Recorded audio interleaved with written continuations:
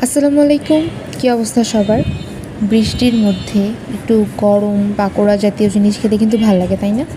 আর এখন কিন্তু আমাদের আশেপাশে বা বাজারে বের হলে আমরা দেখি কাঁচা কাঁঠাল পাওয়া যাচ্ছে। তো ভাবলাম কাঁচা কাঁঠাল কিনি এবং চপ বানিয়ে ফেলি, কেমন লাগে, নতুন একটা ট্রাই।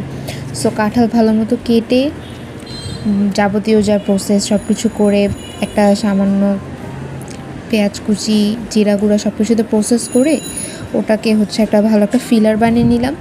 অ্যান্ড এখানে আলু সেদ্ধ করে আলু একটু শুকনো মরিচ দিয়ে মাখিয়ে, এই যে আপনারা প্রসেসটা আশা করি দেখতেই পাচ্ছেন, হাতে নিয়ে তার মধ্যে সিঙ্গারা বা সমোসাতে যেরকম ফিলিংটা দেয় ওভাবে আমরা দিলাম। আর এখানে বেসন গুলিয়ে দিয়ে দিলাম। আর এটা পেঁয়াজ দিলাম যাতে করে খেতে একটু ভালো লাগে। পেঁয়াজের চপও সবাই পছন্দ করে এবং কামড় দিয়ে খেতে কিন্তু দুটো একসাথে অসাধারণ লাগে। সো এই যে কালারটা আপনারা নিশ্চয়ই দেখতে পাচ্ছেন। যখন দেখবেন যে এরকম প্রায় হয়ে এসেছে, ওই মোমেন্টে নামিয়ে ফেলবেন। বিশ্বাস করবেন না, খেতে এত মজা।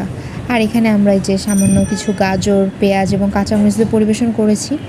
না খেলে বুঝতেই পারবেন না যে এটা কাঁঠালের তৈরি।